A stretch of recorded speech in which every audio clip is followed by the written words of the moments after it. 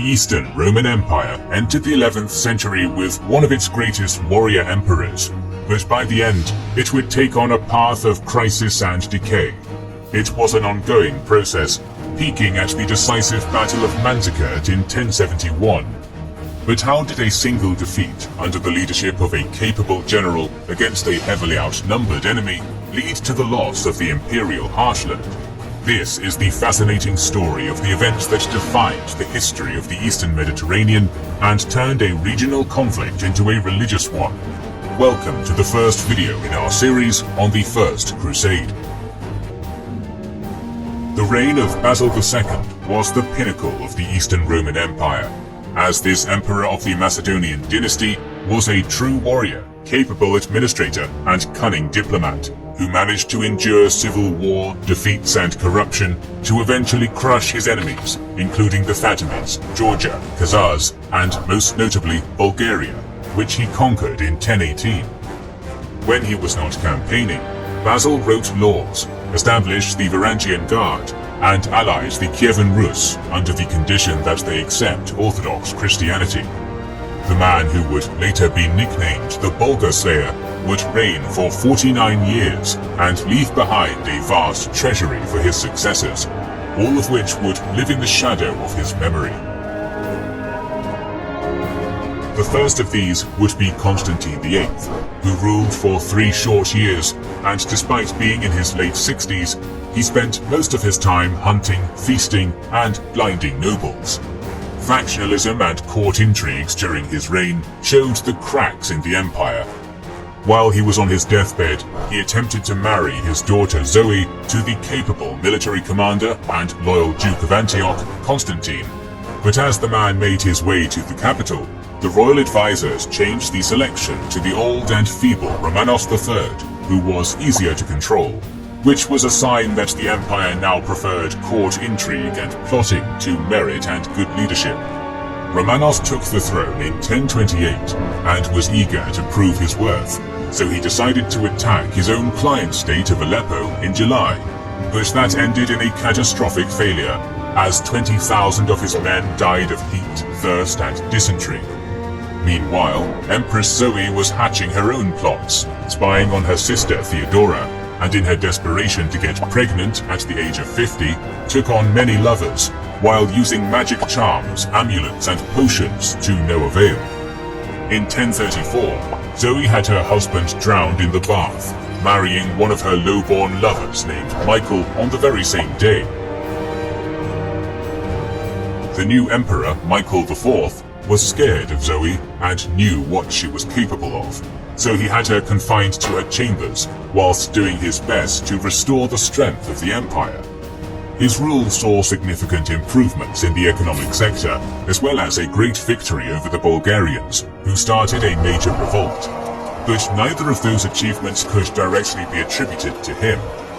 On the administrative side, there was John the Eunuch, who managed the finances, while the famous Viking Harald Hardrada was the man leading the Varangians to victory in 1041, earning himself the nickname the Bulgar Burner.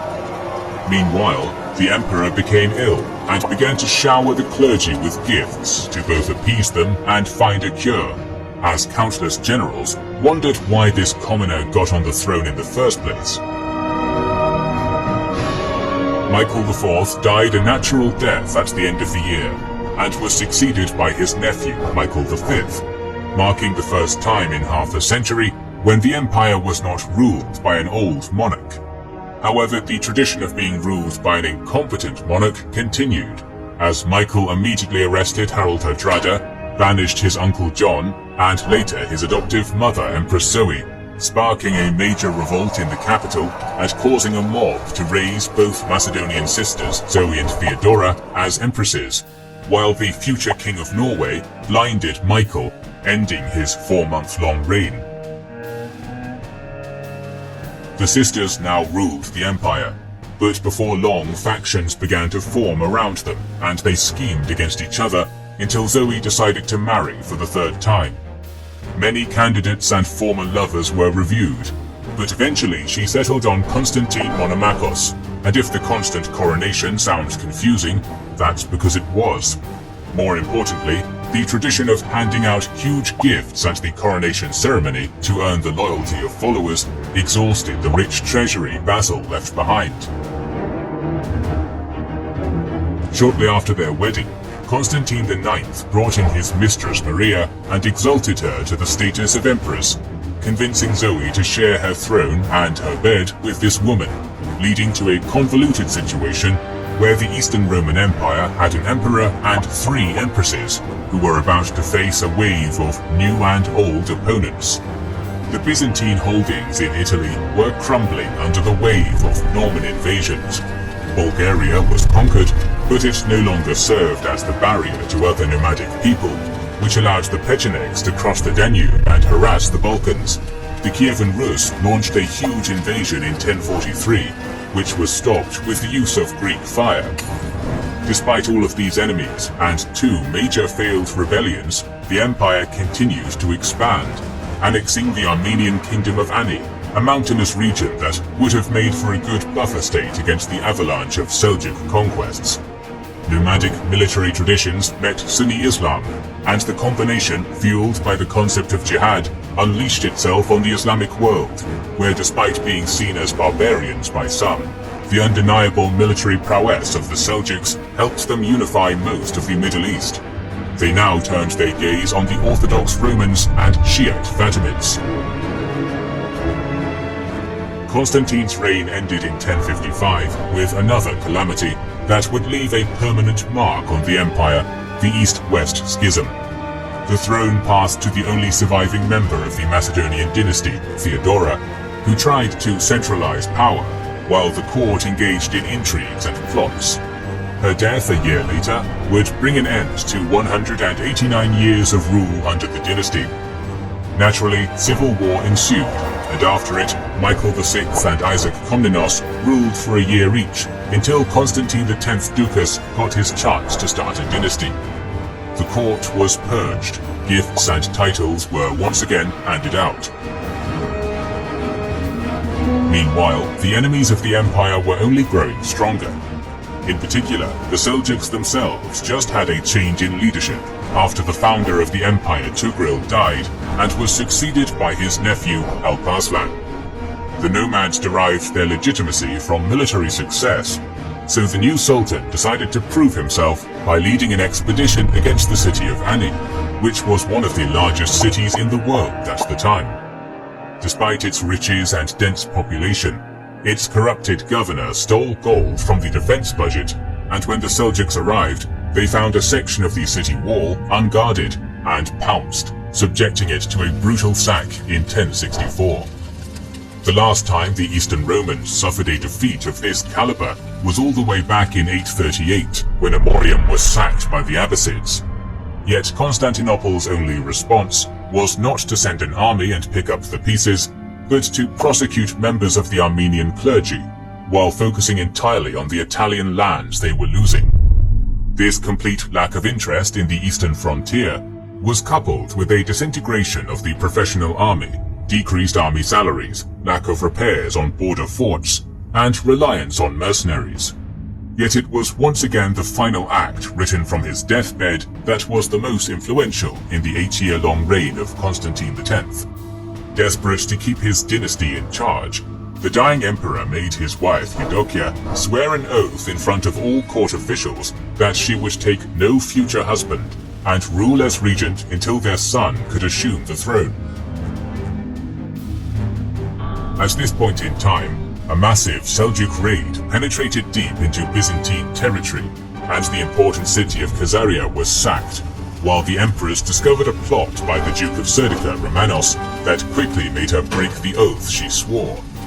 Knowing how fragile her position was, and unlike her husband, understanding the importance of keeping the nomadic raiders at bay, she turned to the now imprisoned Romanos and made him an offer. The man was to marry her and defend the empire against its enemies, or die. This was a wise choice, considering the many noble families plotting to seize power for themselves, most notably Constantine's brother John, who, as many notable generals in the past, would defeat their foes only to gain confidence and rebel against the crown. Romanos accepted the offer and now owed his life to his empress. He wasted no time in preparing against one of the greatest foes the Romans ever faced. Decades of decay and lack of funds had turned the once fearsome army into a mob of peasants and undisciplined mercenaries, which the new emperor had to drill into a competent fighting force. In 1068, news spread of the plunder of Nea Caesarea, so Romanos set out with a small force and chased the Seljuks for 8 days until eventually engaging the nomads, slowed down by the loot and slaves they carried. The cargo was abandoned and the Seljuks rushed back home, making the new emperor confident. Next, he regrouped with the main army to take Hierapolis from the Emirate of Aleppo, wisely avoiding the summer heat, before hearing of yet another raid that sacked Amorium. His first campaign had mixed results, but the soldiers were happy that they finally had a leader who fought alongside them, while his internal enemies did their best to focus on his failures to protect Roman citizens. The following year, another distraction was thrown into the mix, as one of the Norman mercenaries, Robert Crispin, leading a contingent of Frankish troops, rebelled against the empire and attacked tax collectors in Edessa. He was captured and exiled to the island of Abydos, allowing Romanos to continue his fight against the Seljuks. A large army went on to secure Aklat on Lake Van, while a smaller force under a sub-commander was ordered to guard the border. That force was overwhelmed, and the Seljuks razed another city, this time Iconium, forcing Romanos to give chase and pick up the abandoned loot after catching up with them. The frustration was building up, as traditional tactics proved ineffective against the lighter-armed cavalry force. The Byzantine army was expensive to upkeep and feed, and while the emperor was campaigning, the court was plotting, forcing Romanos to balance his military campaign with administrative duties. Because of that, the campaign season of 1070 was entrusted to Manuel Komnenos, nephew of the former emperor Isaac and elder brother to the future Alexios, while the emperor focused on the loss of Italy and monetary reforms aimed at funding the army. Public events were restricted. The currency was debased from 87 to 70% gold, and court salaries decreased, which hurt his image, but allowed him to gather the resources necessary to raise a significant army, which was needed now more than ever, since Manuel was defeated and captured by a Seljuk general who used the classic feigned retreat maneuver. However, while the noble was held hostage, he convinced the enemy general to change sides and escort Komnenos back to the capital. The combination of active leadership in the east, as well as the defection of a key general, who also happened to be the Sultan's brother-in-law, escalated the conflict.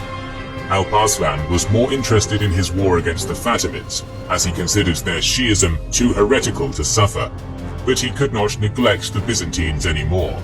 So the Sultan personally led a campaign to the strategic region around Lake Van in September 1070, taking the cities of Manzikert and Alat, before securing the allegiance of the Mawanids and attacking Edessa. The countryside was plundered, and the city garrison managed to hold off the attackers, but overall, Alp-Arslan got what he came for, and could now divert his attention to the real foes in the south, first stopping by the city of Aleppo. The emir of the vassal city was ordered to come out and swear an oath, but he refused, which led to the siege of the city in April 1071. Deciding to use this to his advantage, Romanos quickly gathered his army and marched towards Lake Van in an attempt to retake what was lost. His army included the professional Byzantine corps, as well as Bulgarians, Pechenegs, Oghuz Turks, Armenians, and Normans, for a total of 40,000. Every man was ordered to bring enough provisions for 2 months, which, considering the size of the army and the mountainous region, was critical. The host reached Lake Van in August, where the emperor divided his army into 2 equal parts in order to cover more ground, ease the logistical strain, and simultaneously capture both Manzikert and Alat, which were a day's march apart from each other. Upon hearing news of this movement, Alp-Arslan abandoned Aleppo in May and rushed towards the lake with incredible speed, even losing many men who drowned crossing the Euphrates. Romanos and his advisors considered this to be an act of panic and assumed the Sultan would need time to gather new recruits from his domain, while in reality, his forced march was able to surprise the secondary contingent sent to take Alat. The Byzantine force panicked and withdrew to Melitene without sending word to Romanos. The Seljuks numbered no more than 20,000 and had just eliminated an equally large and better armed force with their mere presence. On the next day, August 25th, 1071, the emperor, who had just taken the city of Manzikert, became aware of the Seljuk presence and was baffled to find out half of his men deserted him. He immediately sent out one of his commanders to push back the riders, assuming it was just a scouting party. The commander engaged the enemy, but after realizing this was the entire Seljuk army, he withdrew and reported back to Romanos with 2 spears sticking out of his armor. More troops were sent, but Alparslan once again employed the feigned retreat to avoid casualties and captured a small squadron of men who overextended themselves. Romanos knew that after his reforms and all of the sacked cities, this was his chance to prove himself and eliminate the eastern threat for good, so he ordered an attack against Alparslan. But by that time, the nomads had retreated to a nearby hilltop. The real battle would have to wait, so the Romans went back to their fortified camp just outside Manzikert. Later that evening, the Seljuks launched a devastating raid, taking advantage of the new moon, and harassed whoever was outside the safety of the walls. An eyewitness account reports, "For who could get any sleep when the danger had drawn its sword and pointed it at us?" At dawn, another raid was launched, but it was repelled by the infantry. Shortly afterwards, 2 messengers arrived, telling Romanos that a group of Oku's Turks defected and joined the Sultan, and that Alparslan himself wanted to discuss peace terms.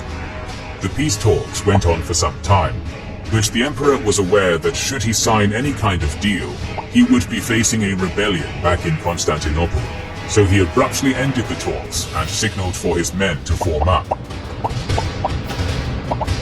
Romanos took the center with the cavalry and Varangian guards. The western tagmata made up the left wing, while the right wing was comprised of the eastern units. Finally, the rear was commanded by Andronikos Doukas, the nephew of Constantine X and member of the family which despised Romanos. His presence on the campaign was an attempt to ease tensions, but also as a guarantee that his father would not start an uprising in the capital. The Seljuks deployed their units in a crescent formation, protruding at the wings, with Alparslan leading the center. Romanos, who was an experienced commander and capable fighter, slowly advanced on the enemy under constant arrow fire as they withdrew. Smaller engagements were fought, but eventually, by the end of the afternoon, the Seljuks were pushed back and the Sultan's camp was captured. Romanos quickly realized that his army was losing cohesion and was afraid that if he didn't reform the line in time, the enemy would rampage throughout his camp under the veil of darkness, so he ordered the imperial standard to be reversed, which was the command to withdraw. The fatigued, disorganized and distant wings were confused by this, and some misinterpreted it as a signal that Romanos had fallen. Gaps began to open, and the reserve Seljuk force pounced at the opportunity to go through them and surround the Roman forces, who had just marched over 10 kilometers in heavy armor and were struggling to organize a withdrawal. Seeing this, the rest of the Seljuk forces also rejoined the fight, and it wasn't long before both wings collapsed and began to flee, leaving the center surrounded.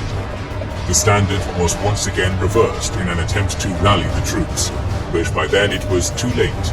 The only hope left lay in the hands of the rearguard and the Doukas family, who could prevent total disaster, as most of the men were not captured or slain, but merely retreated.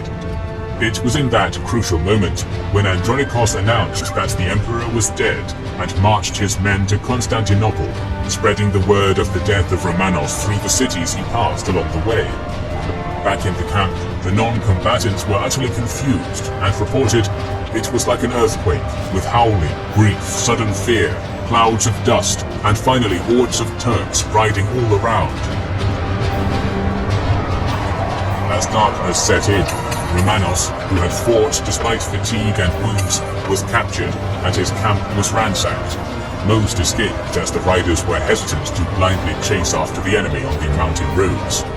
And so the young Seljuk Empire matched the Sassanids in capturing a Roman emperor not far from the last time it occurred in Edessa 811 years ago.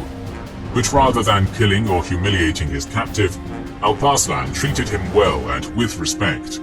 A famous exchange, reported by chroniclers on both sides, quickly followed, as Alparslan asked how he would have been treated if he was captured, to which Romanos replied that he would be killed in a cruel manner. The Sultan instead offered to return Romanos to his home, dressed in the fine clothing of a Seljuk noble, with an escort and any prisoners he wanted to be freed. A peace treaty was signed, but we will never know if the Sultan anticipated what happened next, for it was the release of a presumed dead Romanos that did irreparable damage to the empire. Back in Constantinople, the nobles immediately tried to distance themselves from their defeated leader and deposed him, quickly replacing him with Michael VII Ducas, who exiled his mother Eudokia. They were well aware that Romanos still commanded respect among the soldiers, and began assembling their own army to defeat him by exploiting the countryside, since the royal treasury was empty. The Norman mercenary Robert was taken out of his cell, and led a makeshift army that met Romanos in battle and defeated him, at the expense of many Roman lives. The civil war was brief, and ended with the capture of the once mighty commander who pleaded for mercy while he was blinded. An infection quickly set in, and Romanos died soon after. The economy and manpower of the empire were exhausted, and morale was at an all-time low. The Seljuks overran a squabbling state riddled with usurpers and rebellion, and by the end of the decade, the Byzantine heartland was lost. It was in this climate of desperation that a new dynasty would rise and turn towards the west for aid when all seemed lost, hoping for financial or military assistance. Instead, a new chapter would begin as Alexios Komnenos opened the floodgates to the Crusaders. We're soon going to release the second episode in our series on the First Crusade, so make sure you are subscribed and have pressed the bell button to see it. Please consider liking, commenting and sharing.